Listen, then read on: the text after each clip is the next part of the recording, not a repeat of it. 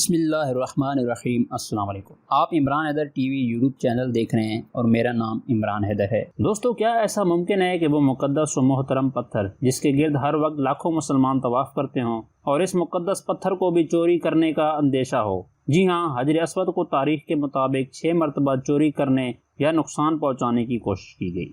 دوستو، تاریخ میں 6 ایسے واقعات ملتے ہیں جب حجر اسود کو چوری کیا گیا یا اسے توڑنے کی کوشش کی گئی، اور آپ یہ سن کر حیران ہوں گے کہ خانہ کعبہ کافی عرصے تک اس مقدس پتھر سے محروم رہا۔ آج ہم آپ کو ایسے 6 واقعات کے بارے میں بتائیں گے جب حجر اسود کو چوری کیا گیا یا توڑنے کی کوشش کی گئی۔ حجر اسود دراصل عربی زبان کے 2 الفاظ کا مجموعہ ہے، حجر اور اسود۔ حجر کا مطلب پتھر ہوتا ہے، جبکہ اسود عربی میں سیاہ رنگ کو کہتے ہیں۔ حجر اسود وہ کالا پتھر ہے جو خانہ کعبہ کے جنوب مشرق دیوار میں نصب ہے۔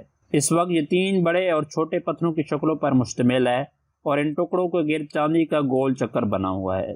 جو مسلمان حج یا عمرہ کرنے کے لیے جاتے ہیں ان کے لیے لازم ہے کہ حجر اسود کا بوسہ لیں، اور اگر رش زیادہ ہو تو ہاتھ کے اشارے سے بھی بوسہ دیا جا سکتا ہے۔ اسلامی روایات کے مطابق جب حضرت ابراہیم علیہ السلام اور ان کے بیٹے حضرت اسماعیل علیہ السلام خانہ کعبہ کی تعمیر کر رہے تھے تو حضرت جبرائیل علیہ السلام یہ پتھر جنت سے لے کر آئے تھے، اور حضرت ابراہیم علیہ السلام نے اپنے مقدس ہاتھوں سے اس پتھر کو خانہ کعبہ کی دیوار میں نصب کیا۔ چھٹا واقعہ، سن 1351 ہجری میں محرم کے مہینے میں ایک افغانی باشندہ مطاف میں آیا اور اس نے حجر اسود کا ایک ٹکڑا توڑ کر باہر نکال دیا اور کعبہ کی سیڑھیوں کو بھی نقصان پہنچایا۔ کعبہ کے گرد کھڑے محافظوں نے اسے پکڑ لیا اور قانون کے مطابق اسے موت کی سزا دے دی گئی۔ پھر 28 ربیع الاول سن 1351 ہجری کو شاہ عبدالعزیز نے حجر اسود کے اس ٹکڑے کو دوبارہ اپنے اصلی مقام پر نصب کروا دیا، جو اس بدبخت افغانی نے توڑ کر باہر نکال دیا تھا۔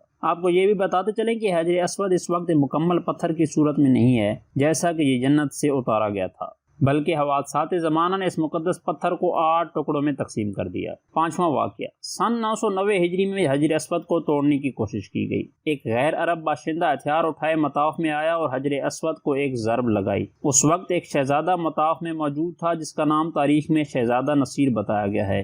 اس شہزادے نے اس شخص کو فوراً قتل کر دیا۔ چوتھا واقعہ، سن 413 ہجری میں الحاکم عبیدی نامی شخص جو کہ ایک مضبوط جسم کا مالک تھا، اس کے پاس ایک تلوار اور لوہے کی سلاخ تھی۔ اپنے کچھ ساتھیوں کے اکسانے پر اس نے جوش میں آ کر 3 ضربیں حجر اسود پر لگائیں، جس سے حجر اسود کو کافی نقصان پہنچا، اور یہ شخص دیوانگی کے عالم میں یہ بھی کہہ رہا تھا کہ نعوذ باللہ، جب تک وہ اس پتھر کو اکھاڑ کے نہیں پھینک دیتا وہ آرام سے نہیں بیٹھے گا۔ اسی اثناء میں گھوڑ سواروں کے ایک دستے نے انہیں گھیر لیا اور وہیں پر قتل کر دیا۔ تیسرا واقعہ، ایک رومی شخص نے سن 363 ہجری میں حجر اسود کو کلہاڑی سے وار کر کے توڑنے کی کوشش کی، اور جب اس نے دوسری ضرب لگانے کے لیے کلہاڑی اٹھائی تو اللہ رب العزت کے حکم سے ساتھ کھڑے ایک یمنی شخص نے اس رومی شخص کو قتل کر دیا، اور اس طرح حجر اسود کو ٹوٹنے سے اللہ رب العزت نے محفوظ رکھا۔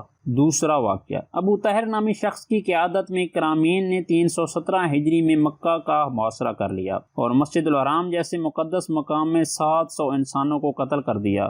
زمزم کے کنویں اور مسجد الحرام کے احاطے کو خون سے بھر دیا۔ اس کے بعد اس نے مکہ میں رکھے لوگوں کے قیمتی جواہرات کو غصب کر لیا اور اس نے کعبہ کے غلاف کو پھاڑ کر اپنے پیروکاروں میں تقسیم کر دیا۔ 7 ذی الحجہ سن 317 ہجری کو ابو طاہر نے حجر اسود کو خانہ کعبہ کی دیوار سے الگ کر لیا اور اس جگہ کو خالی چھوڑ دیا اور اس مقدس پتھر کو بحرین منتقل کر دیا۔ یہ حجر اسود کا انتہائی مشکل اور تکلیف دہ دور تھا۔ تقریباً 22 سال حجر اسود خانہ کعبہ کی دیوار سے جدا رہا، اور اس دور میں طواف کرنے والے اس خالی جگہ کو چومتے تھے جہاں کبھی حجر اسود نصب ہوا کرتا تھا۔ پھر 22 سال بعد سمر بن حسن نامی شخص نے 339 ہجری میں حجر اسود کو آزاد کروایا اور اپنی اصل جگہ پر حجر اسود کو دوبارہ نصب کروا دیا۔ دوستو، چونکہ حجر اسود اتنا عرصہ غائب رہا تو یہ مسئلہ اٹھ گیا کہ کیا واقعاً یہ وہی حجر اسود ہے یا کوئی اور پتھر؟ تو اس وقت ایک مسلمان دانشور نے اس کی جانچ پڑتال کے لیے اس پتھر کو آگ لگائی، تو آگ نے پتھر کو بالکل گرم نہ کیا، اور جب اس پتھر کو پانی میں پھینکا گیا تو یہ پانی کی سطح پر تیرتا رہا،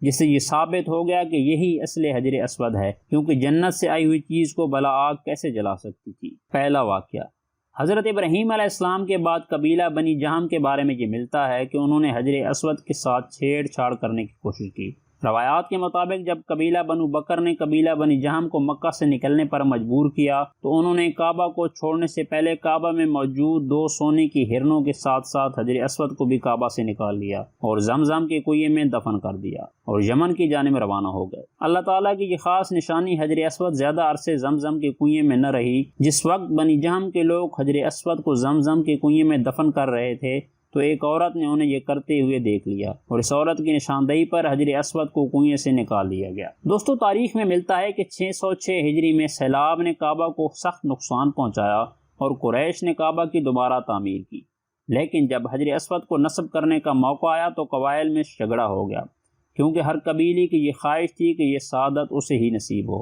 تو اس وقت حضور اکرم صلی اللہ علیہ وآلہ وسلم نے اس جھگڑے کو ختم کرنے کے لیے یہ طریقہ اپنایا کہ حجر اسود کو ایک چادر میں رکھا گیا اور تمام قبائل کے سرداران کو یہ کہا گیا کہ وہ چادر کے کونے پکڑ کر اٹھائیں، اور جب چادر کو اٹھایا گیا تو حضور اکرم صلی اللہ علیہ وآلہ وسلم نے اپنے مبارک ہاتھوں سے حجر اسود کو اپنے مقام پر نصب فرمایا۔ دوستو، آپ کو یہ ویڈیو کیسی لگی؟ اپنی رائے کا اظہار کامنٹ سیکشن میں ضرور کیجیے گا۔ تو ملتے ہیں ایک نئی ویڈیو کے ساتھ، تب تک کے لیے اللہ آپ کا حامی و ناصر ہو۔